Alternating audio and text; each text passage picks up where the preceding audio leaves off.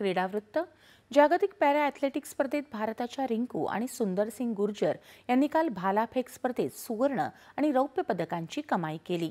66.37 मीटर्सवर भालाफेक करून या दोघांनी पदकांवर आपलं नाव कोरलं। नवी दिल्लीत सुरू असलेल्या ISSF जागतिक कनिष्ठ नेमबाजी स्पर्धेत भारताच्या ओजस्वी ठाकूर आणि हिमांशूनं सुवर्णवेध साधला आहे। ओजस्वीनं महिला गटात 10 मीटर एअर रायफल वैयक्तिक प्रकारात 252 गुण कमावत सुवर्ण पदक पटकावलं। याच प्रकारात भारताच्या हृदया श्रीकंदूर आणि शांभवी क्षीरसागरनं अनुक्रमे रौप्य आणि कांस्य पदकाची कमाई केली।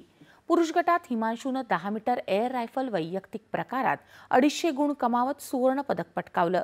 याच प्रकारात भारताच्या अभिनव शॉनं कांस्य पदकाची कमाई केली। या स्पर्धेत 6 सुवर्ण, 8 रौप्य आणि 6 कांस्य अशी एकूण 20 पदकांची कमाई करत भारत पदकतालिकेत अव्वल स्थानी कायम आहे। ICC महिला एकदिवसीय विश्वचषक क्रिकेट स्पर्धेला आजपासून सुरुवात होत आहे। पहिला सामना भारत श्रीलंका यांच्या दरम्यान खेळला जाणार आहे। आज दुपारी 3 वाजता हा सामना गुवाहाटी इथं बरसापारा क्रिकेट स्टेडियमवर सुरू होईल। दोन्ही देशात स्पर्धा खेळल्या जाणार आहेत।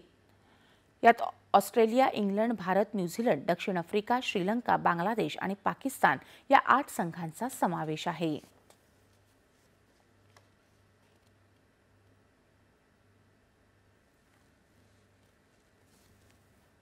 आशिया चषक क्रिकेट स्पर्धेचं जेतेपद जिंकल्यानंतर भारतीय खेळाडूंचं मायदेशी जल्लोषात स्वागत होत आहे। कर्णधार सूर्यकुमार यादवचं मुंबईतल्या त्याच्या घरी जोरदार स्वागत करण्यात आलं। पाकिस्तान विरुद्ध झालेल्या अजिंक्यपदाच्या लढतीत सामनावीर ठरलेला तिलक वर्माचं देखील विमानतळावर मोठ्या उत्साहात स्वागत करण्यात आलं। भारतीय संघाचे प्रशिक्षक गौतम गंभीरही मायदेशी परतले आहेत।